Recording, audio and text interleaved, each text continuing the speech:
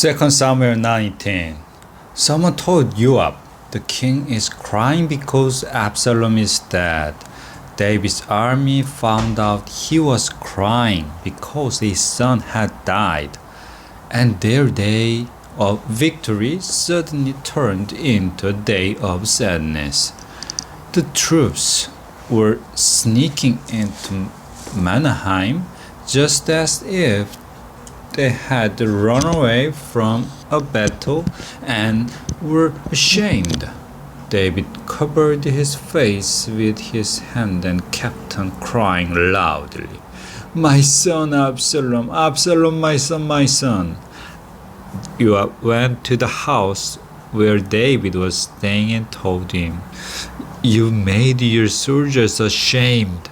Not only did they save your life, they saved your sons and daughters and wives as well. You are more loyal to your enemies than to your friends.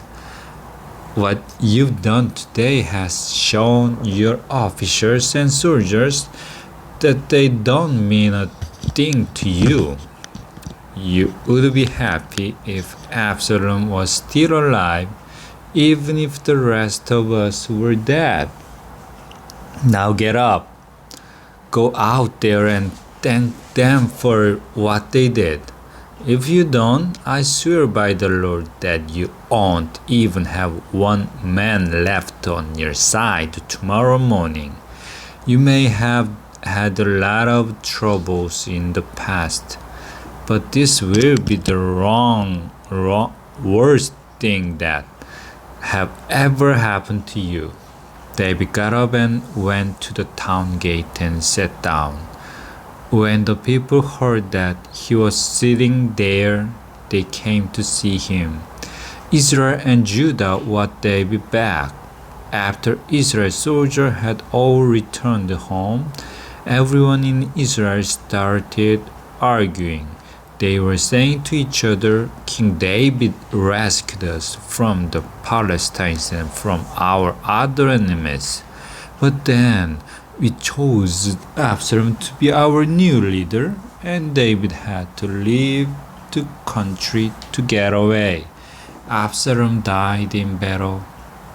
So why hasn't something been done to bring David back?"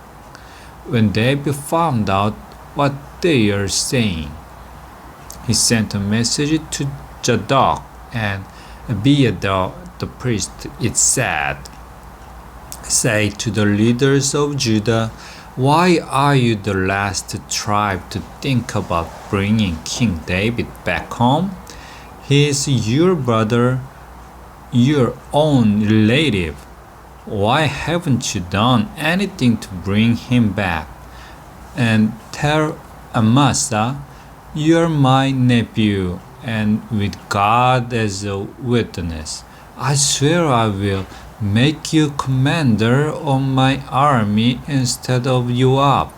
Soon the tribe of Judah again became followers of David, and they sent him this message, "Come back and bring your soldiers with you." David started back for Jerusalem. David started back and had gone as far as the Jordan River when he met the people of Judah. They had gathered at Gilgal and had come to help him across the river. Shimei, the son of Gera, was there with them. He had hurried from Bahurim to meet David. Shimei was from the tribe of Benjamin, and 1,000 others from Benjamin had come with him. Ziba, the chief servant of Saul's family, also came to the Jordan River. He and his 15 sons and 20 servants waded across to meet David. Then they brought David's family and servant back across the river, and they did everything he wanted them to do. Shimei met with David. Shimei crossed the Jordan River and bowed down in front of David. He said, "Your Majesty, I beg you not to punish me. Please forget what I did when you're leaving Jerusalem. Don't even think about it. I know I was wrong. That's why I wanted to be the first one from the northern tribes to meet you." But Abishai shouted, "You should be killed for cursing the Lord's chosen king." David said, "Abishai, what will I ever do with you and your brother Joab? Is it your job to tell me who has done wrong? I've been made king of all Israel today, and no one will be put to death." Then David promised Shimei that he would not be killed. Mephibosheth met with David. Mephibosheth, the grandson of Saul, also came to meet David. He has missed David so much that he had not taken a bath or trimmed his bread or washed his clothes. The whole time David was gone, David asked him, "Why didn't you go with me?" He answered, "Your Majesty, you know I can walk. I told my servant to saddle a donkey for me so I could go with you, but my servant left without me, and then he lied about me. You're as wise as an angel of God, so do what you think is right. After all, you could have killed my whole family and me, but instead you let me eat at your own table, Your Majesty. What more could I ask?" David answered, "You said enough. I've decided to divide the property between you and Ziba."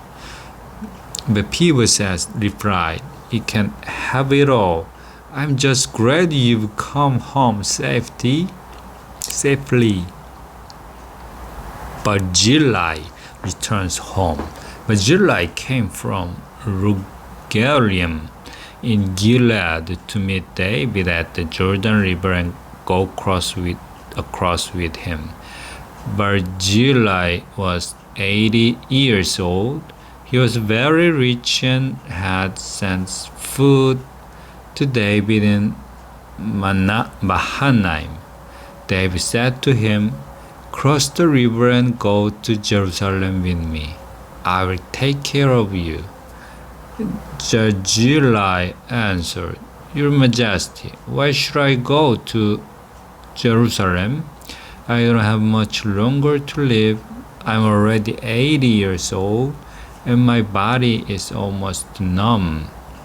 I can't taste my food or hear the sound of singing, and I would be nothing but a burden. I will cross the river with you, but I will only go a little way on the other side. I don't have to be so kind to me. Just let me return to my hometown, where I can someday be buried near my father and mother.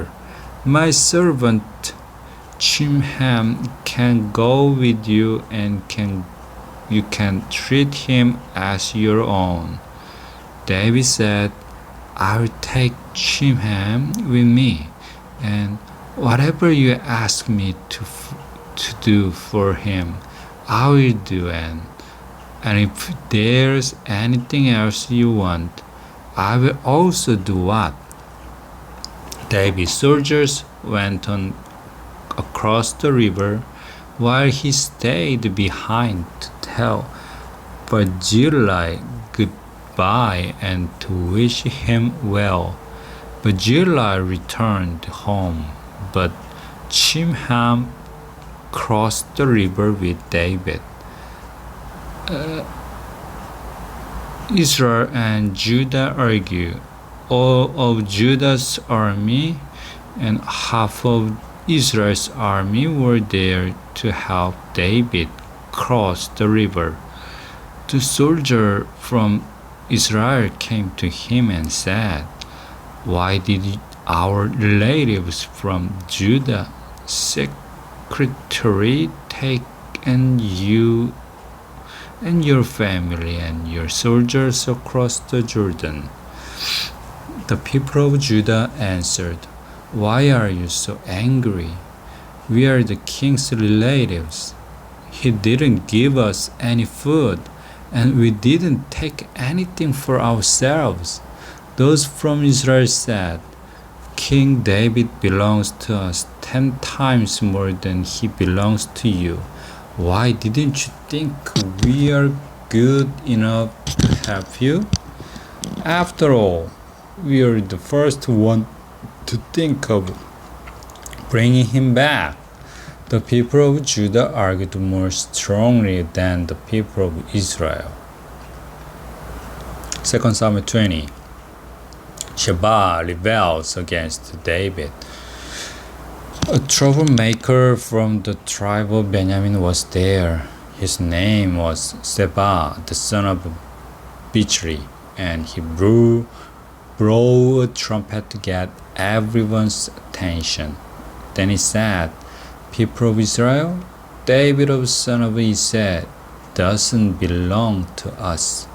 Let's go home."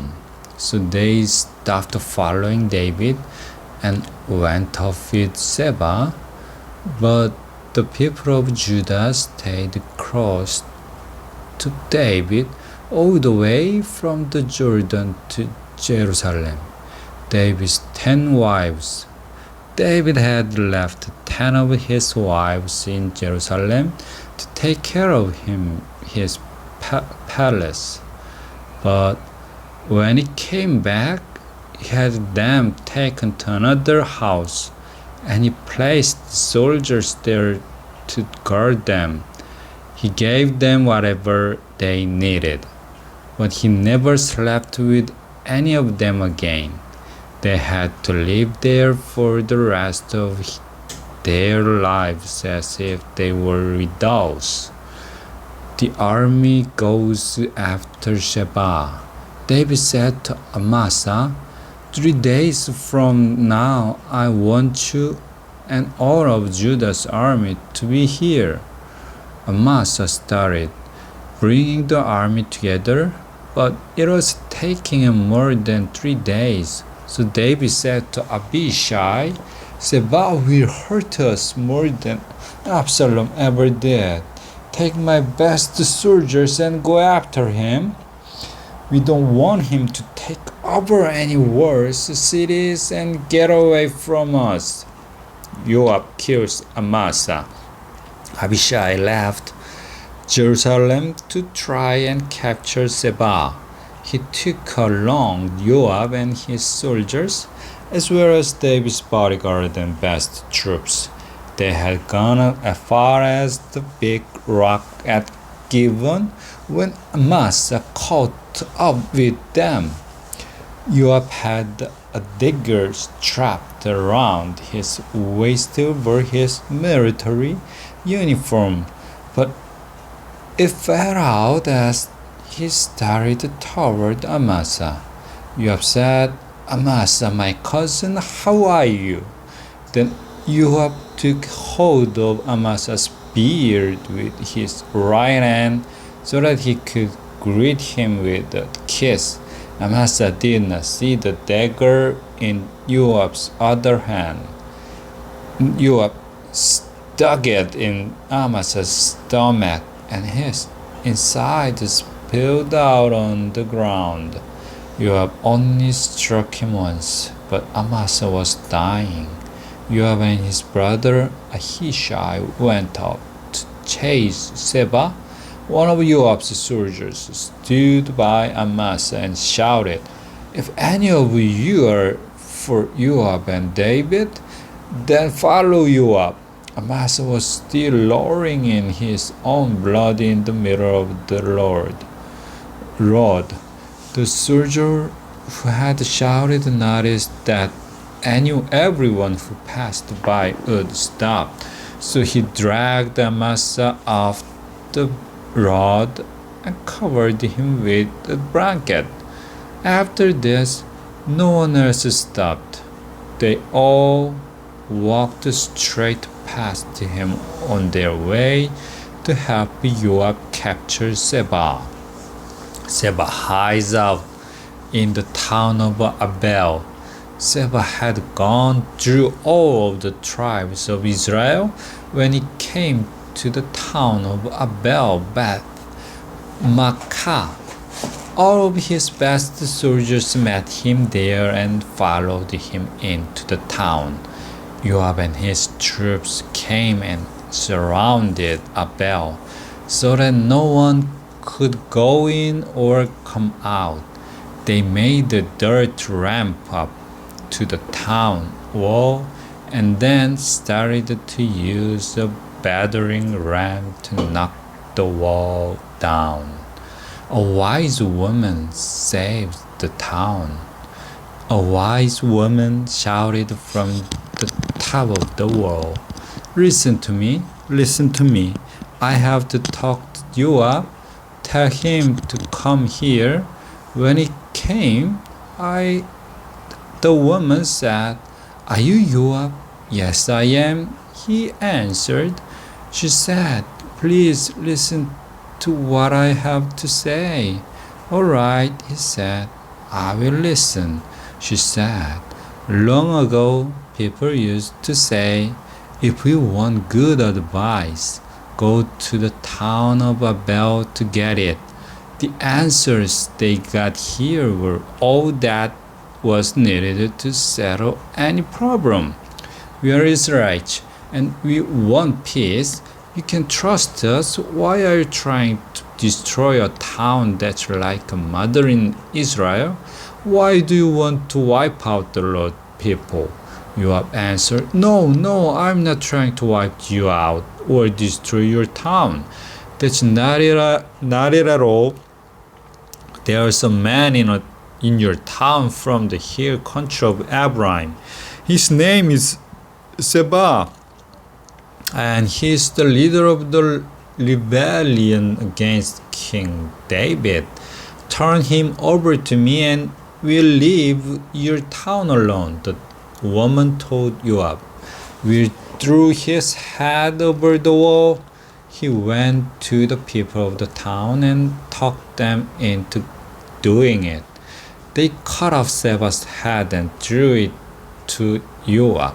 Joab blew a signal on his trumpet, and the soldiers returned to their homes. Joab went back to David in Jerusalem. Another list of David's officers. Joab was the commander of Israel's entire army. Benaiah, son of Jehoiada, was in command of David's bodyguard. Adoram was in charge of the slave labor force. Jehoshaphat, the son of Ahihud, kept government record. Seba was the secretary. Zadok, the Abiathar were the priest. Uriah from Jair was David's priest.